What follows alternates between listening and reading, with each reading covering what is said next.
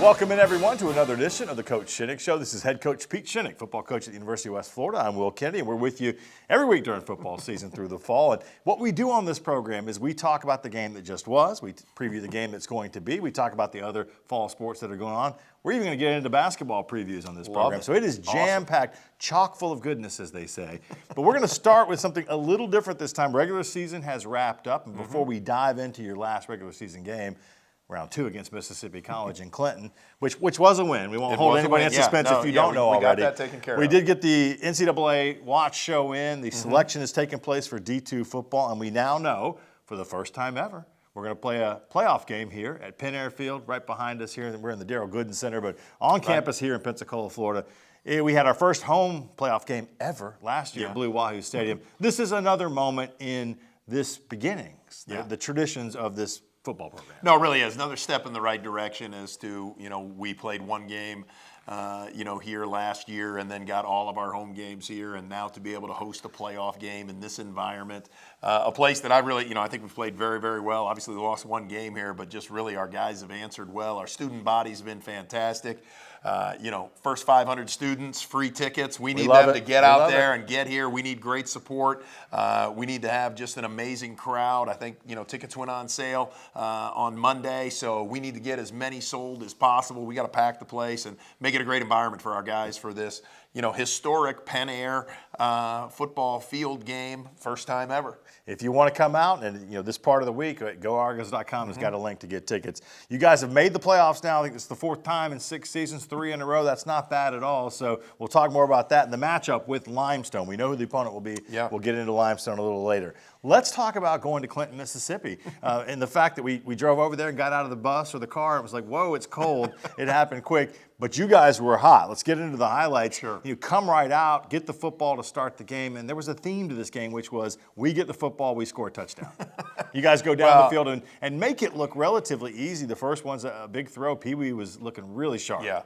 No, really great first drive, couple of really nice runs. I think Ravion only touched the ball twice, but he had 25 yards rushing. I think 12 and a half a pop. I mean, so he was electric on that first drive. And then, our coaches saw, a matchup that we liked early on, and they liked the blitz on third down, and Dave put on a double move, and Pee Wee dropped a dime in there, and boom, we get a 50-yard touchdown right out the gate on a third down conversion. So great to see. I mean, just love that we were able to connect on something like that.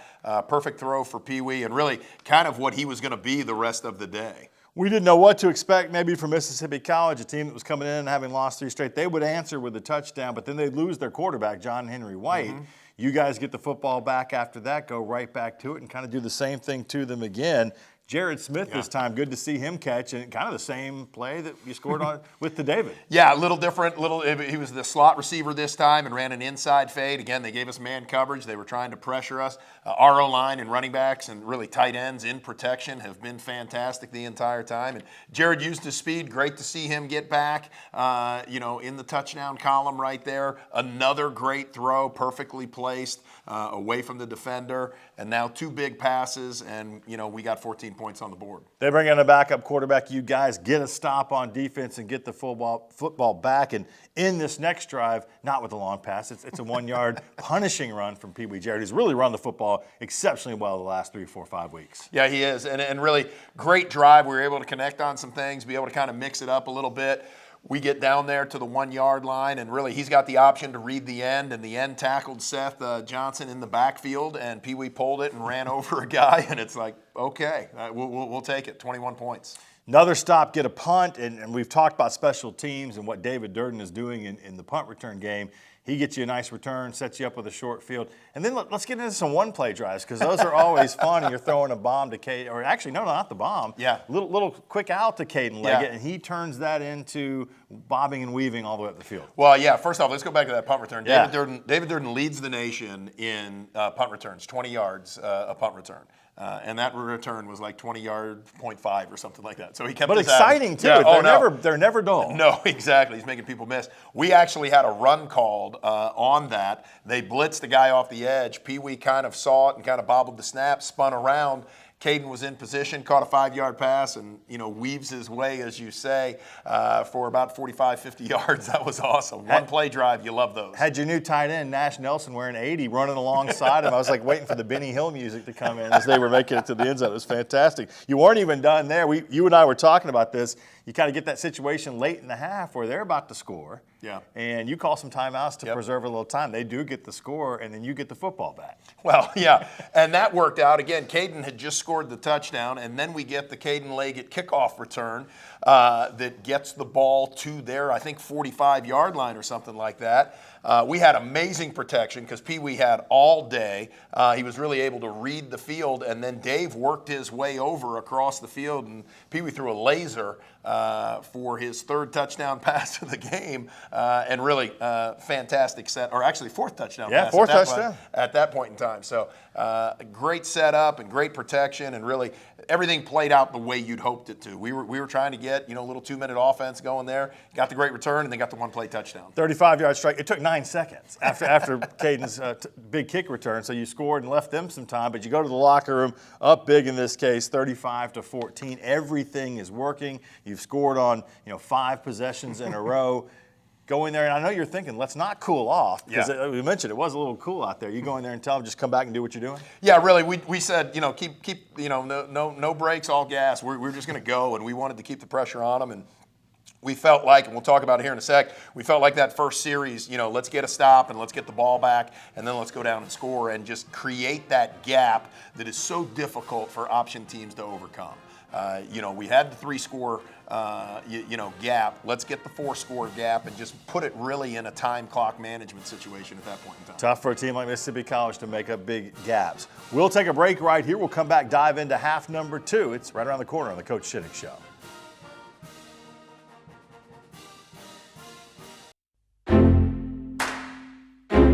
Real change occurs in that split second, a moment of connection among people. With a common purpose, a shared vision, and a unified goal. What will you change? What will change you? The University of West Florida. No limits. Can health insurance help cure loneliness? Can it take care of your best friend too? Or hold your hand for 9 months? Can it be there for you at 3 a.m.? Or inspire you to go the extra mile? We think so, which is why every day we ask ourselves, what else can health insurance do?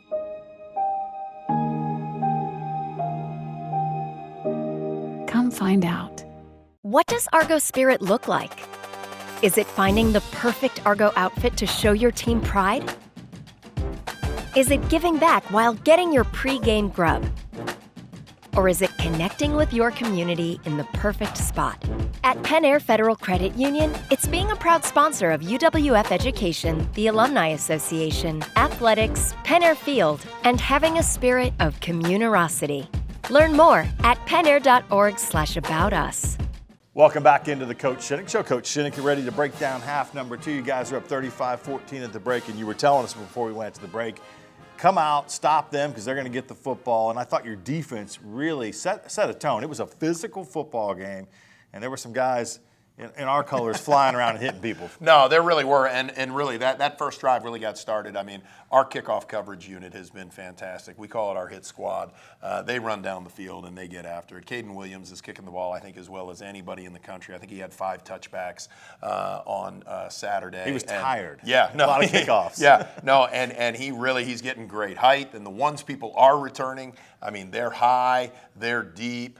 So he sets that group up. But, I mean, we got offensive guys, defensive guys running down there, and they are giving amazing effort on that thing. Really sets us up well. Our defense comes out that first series, did what we needed to do, and then we get the ball back and, wanted to go find another way to score. Very impressive because Marcus Williams from Mississippi College, I think 1,000 yards and kick returns, and you guys really held him in check and also held him in check offensively. He's running for like 1,300. Yeah, you get the ball, and it was a marathon drive. I mean, 7 plays. I mean, that's like, wow. I mean, we were scoring scoring like blink of an eye, but you go down there, Pee Wee Jarrett, it's an easier run than the 1 yarder. He just kind of strolls in. Yeah, it really set up well. Shamari Mason really ran the ball extremely well on that drive. Popped a couple of 10, 12, 14 He didn't touch it much either. No, we really were able to stay fresh. I mean, I think the most amazing stat of the entire night was we ran 39 plays and scored 56 points. So that's our offense was clicking. But that drive, capped it off with a great run. Pee Wee, we've been able to use him in different situations, different circumstances. And like you say, that one was cleaner than the 1 yard one because he was able to hit it and get in the end zone really kind of untouched. Yeah, Dante Sheffield was able to get in there and Huge run block. the ball a little bit too. And we saw Seth Johnson. We'll see him here in a second. And you guys get up big. They would answer with a touchdown, but it's kind of too late by that point. And their drive to score their third touchdown of the game took 7 minutes off the clock, and you can't do that when you're trailing that big. You guys get the football back, and I was saying on the drive up, it'd be nice to see Michael Rich Jr. in a little longer period of time to play and see what he can do. And we got to see that, and he came out super sharp, threw a couple great balls around the field, one to Jacoby Quillen down the sideline, which was really nice, and then throws a touchdown pass. He and Zach Offord seem to have a nice little connection. Yeah, no, they've got 2 touchdowns together. Yeah, we looked at the score and looked at where we were at, and again, I think Pee Wee 29 plays, 207. 9 of 11 for like 250 and 4 touchdowns. Plus he ran for 2. No, so yeah, it was like he was not on the field very long, and it was like, okay, we got the score lead that we're looking for. We've got the buffer, the amount of time.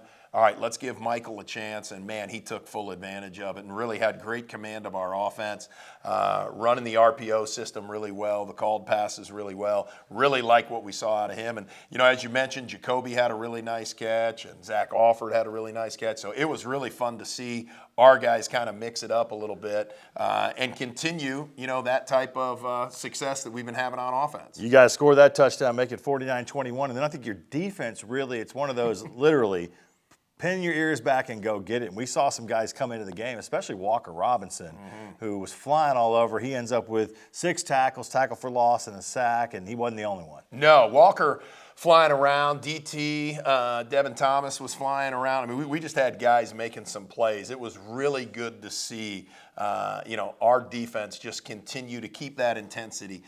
We played a lot of guys. We traveled a lot of guys. It was a non-conference game, so we didn't have restrictions. Traveled a lot of guys, and really excited to get them out on the field and get the experience that we're going to need down the stretch. Just keep everybody else fresh, but also get great experience. Will Breland, I think, had 13 tackles to lead the way. You cap it off with a Seth Johnson 6-yard touchdown run. You said you were going to get some of those other backs in and get an opportunity, and closed out by stopping a fake field goal, which is even better, to kind of end the game there. And you walk away with the 56-21 victory, 9-1 on the season. You mentioned not a conference game. We talked about that last week, sharing the conference championship. When you sit down and put goals on a board before the year starts, this is kind of where you want to be. Well, you want to have an opportunity to be in the playoffs. And I've always said this because, we were the underdog going in 17. Once you make the playoffs, I mean, everything's kind of thrown out the window. Anybody's got a chance. And we've seen that with our team, and we saw that, with Newberry a year ago. Newberry came in as the 7th seed or whatever, and, and they found a way. So, we're 3 and Limestone 6. We've got our work cut out for us. We really do. And we've got to put ourselves in a great situation. But, this is where we wanted to be. We said we want to play great football. We want to have an opportunity to get more games. We had 10 games on the schedule. We wanted to honor our seniors with another game, give them another opportunity. And now you're into the process. Hey, play great, play on. Play great, keep playing. So that's where we're at. Let's do 5 more. Why not? We'll break down the next one, which is the one we know for sure is coming. Coach will join us a little later in the show to take a look at Limestone on the Coach Shinnick Show. What do you expect from that first job out of college? Working your way up from the bottom? Instead, how does this sound? Starting in a guaranteed leadership position with people who look to you for guidance because you're trained to give it and make important decisions in critical situations. Skip entry level. Decide to lead as an Army officer.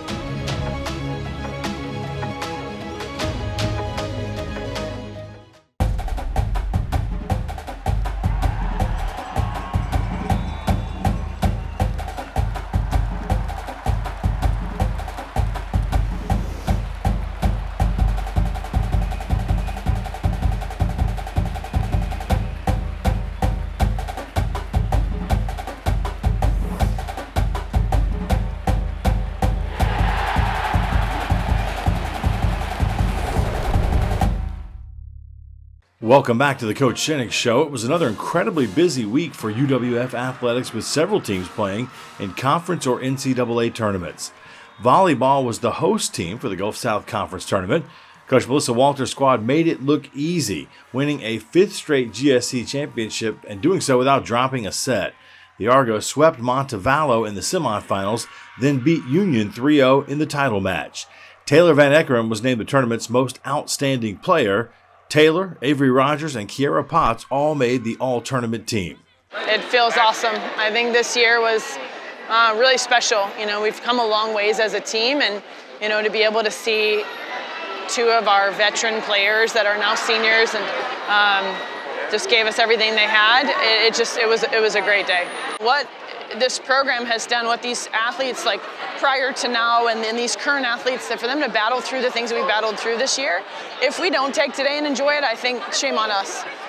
So, you know, we'll deal with whatever this next week is going to hold, wherever we're going to go, all of that. But today, for sure. I mean, bringing home a championship for West Florida, there's nothing better. Feels great. I think your senior year one is the most special one because this is your last crack at it. So I'm on top of the world right now that my last one I got to get with this team. Yeah, the individual awards are one thing, and they certainly motivate you to be better and work harder. But all week, my only focus was getting this trophy and holding this trophy with my teammates, and it's the best feeling in the world. You can't top that. At the end of the day, the only thing that matters is winning championships because it's a team sport. The 13th ranked Argos play next in the NCAA South Regional in Tampa. UWF is the 5th seed and will play Eckerd in the first round on Friday. Women's soccer came up short at the GSC tournament, losing to Lee in the semifinals, but the Argos bounced right back, beating the Flames in the first round of the NCAA playoffs. Home field advantage and a Blair Cowan goal were enough for a revenge victory. The 3rd-seeded Argos then matched up with 2nd-seeded Nova Southeastern. First-half goals from Maya Swinton and Cowan were enough to secure a 2-1 win and a spot in the Sweet 16, with a date with Embry-Riddle in Columbus, Georgia on Friday.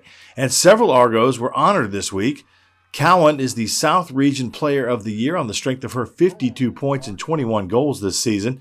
Cowan joins teammates Micaiah Lipsy, Manami Okada, and Kylie Whited on the All-Region First Team. Men's soccer also hosted NCAA regional action this week. The 4th-seeded Argos matched up with 5th-seeded Rollins. UWF took the lead early with a Keegan Anselin goal. Rollins, though, would tie it up and jump in front with 2 second-half strikes. The Argos would even things up with a Kynan Dos Santos goal, but Rollins was able to advance after the game went to penalty kicks. UWF finishes the season 12-2-5. Dos Santos was named the South Region Player of the Year and made the All-Region First Team. Freshman defender Flynn Geigel was named to the All-Region Second Team. That's a look at what's going on inside UWF athletics. We're not done yet, though, on the Coach Shinnick Show.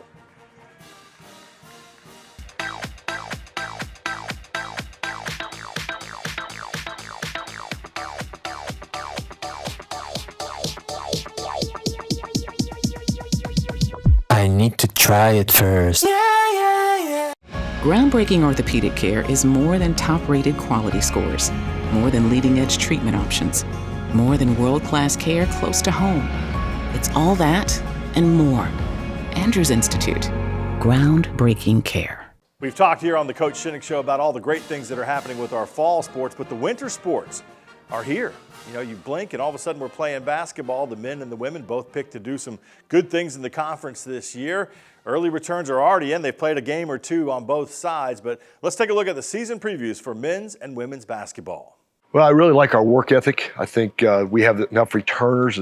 They kind of know what's expected, whether it be in practice or in the grind of the Gulf South. They kind of know how it'll go.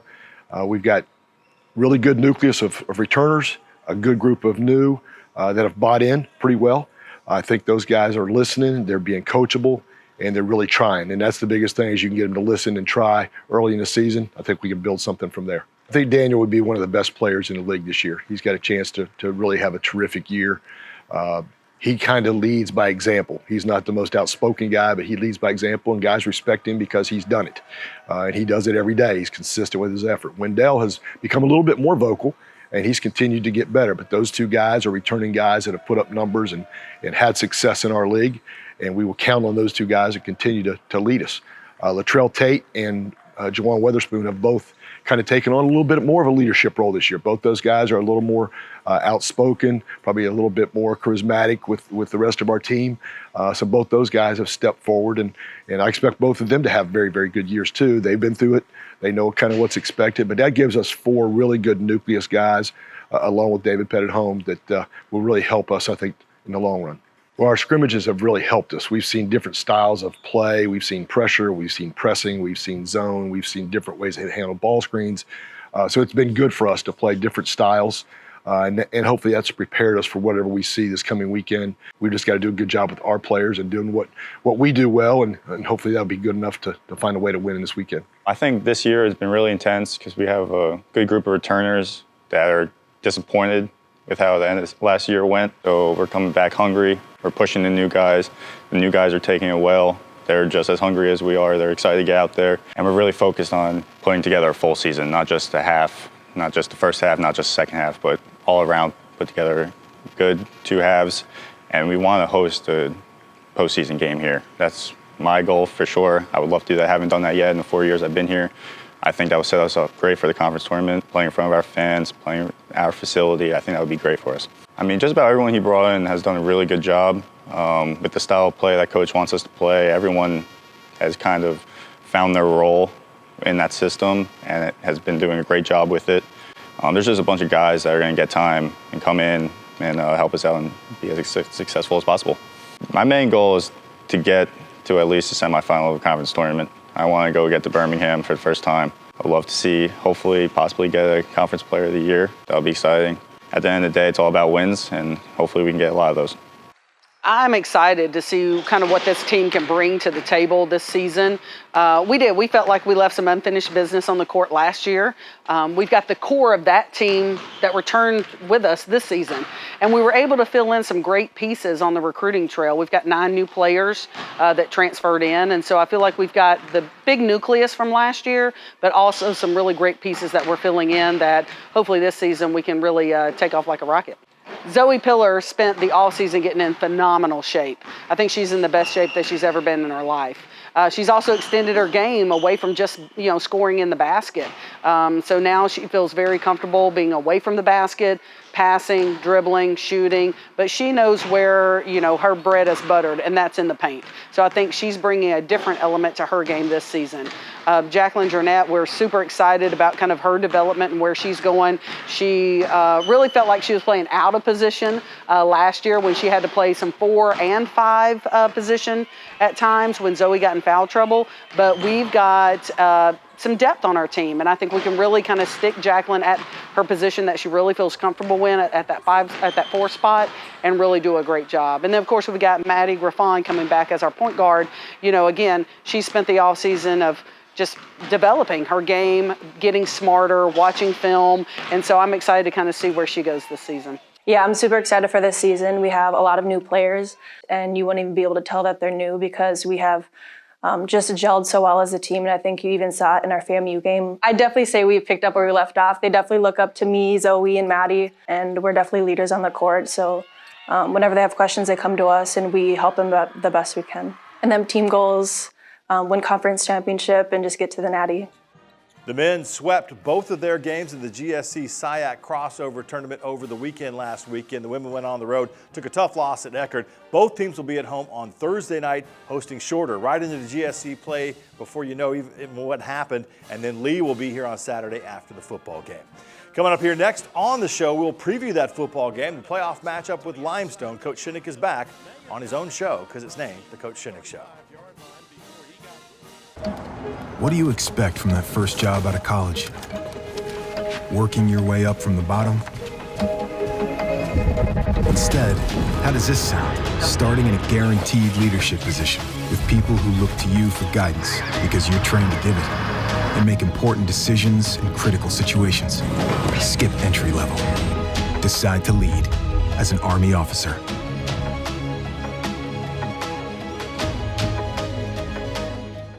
What does Argos Spirit look like? At Penn Air Federal Credit Union, it's being a proud sponsor of UWF Education, the Alumni Association, athletics, Penn Air Field, and having a spirit of communarosity. Learn more at pennair.org/about us. Welcome back in for our final segment of the Coach Shinnick Show as we are getting ready for kickoff, first ever home playoff game here at Penn Air Field. Limestone will be the opponent, 1 o'clock kick local time on a Saturday. And you mentioned earlier in the show, playoffs, everything goes out the window, and you prepare for that opponent. It's a one-game season. You got to win to move on. Yeah. Limestone, what a great and a strange story. They don't win a game last season, and then they turn around this year and go 8-3. They make their way into the postseason, and now they've got a shot to shock the world. Yeah, I mean, great job. New coach comes in. He had been there before. He had really got the program where it could have been, respectively. He went out, and then he was coaching in the NFL and had an opportunity to come back. He's done a fantastic job. You're going to see a team show up. They play with a lot of energy, a lot of passion, and they execute at a very high level. Their offense, really one of the top running backs in the country. Their quarterback is extremely efficient. He keeps plays alive with his legs, finds his open wide receivers, and then defensively, you're just going to see a lot of guys flying around. I mean, I've been watching film now. My eyes are blurry, just where guys are coming from.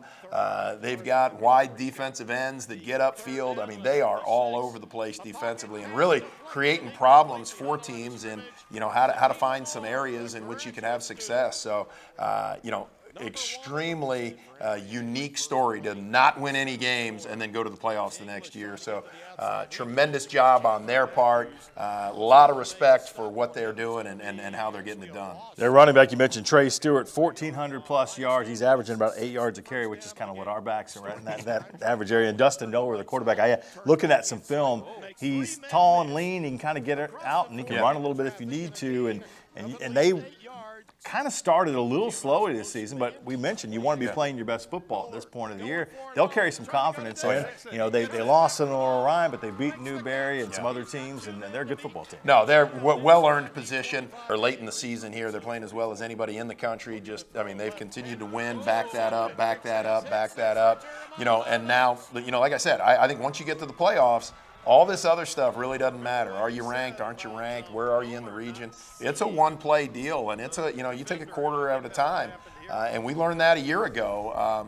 We lose in overtime by 3, and you cannot take anything for granted at this stage. So our guys are aware of that, and they understand that. We've really been talking about this opportunity. We said if we're blessed to be in the playoffs, then we got to take full advantage of it. I know coaches are going to preach that to the team, but it's really kind of the guys who were in the room in that locker room post Newberry last year that you're leaning on to tell those other guys, like, hey, you cannot take anybody. No doubt, and we picked the book this year to read as a team. John Gordon went in the locker room because this is where it's got to take place right now. And like you say, we've got a lot of guys who were in that locker room after the Newberry loss that remember it and said, okay, hey, we can't put ourselves in that position ever again. And so doesn't mean anything's guaranteed or anything like that, but I'm confident our guys will be dialed up and ready to go to play their best because they know what's at stake. And I'm confident Limestone's going to come in here. They're going to play with a lot of energy, a lot of excitement, with a lot of good football players, so we've got our hands full. Let's shout out to some of your team award winners, too. You had special teams guys, scout team guys, Ralph Ortiz, Matt Adcock got in there. Offensive MVP, Shamari Mason. Defensive MVP was Will Breland. Team MVP was some guy named David Durden. I hear he's pretty good. And then you had the Arte Award was Jay Green, your quarterback. And all the seniors were honored right before we watched the show. And what a great season it's been, and let's do season 2, the second part, right? Let's part keep that due, going. As they say. We'll go on to the playoffs. Special teams player of the year, Daquan Daly Brown. Day got that thing done. Really happy for those guys. Our players vote on those awards, and so really, really happy for them. And what a great evening yesterday. Appreciate you hosting that. Absolutely. That was fantastic. And just a great way to honor our seniors and honor those guys. By the way, you get Andre Duncombe and Darian Doolin up together tag teaming awards, and you're going to be there all night. Well, we were there a minute. They had a few stories to tell. just one or two. 1 o'clock kick, Limestone. Come on out, support the Argos, watch some great Division II football, and of course, go Argos.com, the place to get ticket information, find out everything else. Volleyball playing in the regionals as well. Basketball on campus right after football wraps up. Women's soccer continues to roll on. Oh, it's just Yeah, it's too much. got a lot going on. I'm worn out just talking about it and thinking about it. We'll see you next time to break down the Limestone game next week on the Coach Shinnick Show. Go Argos.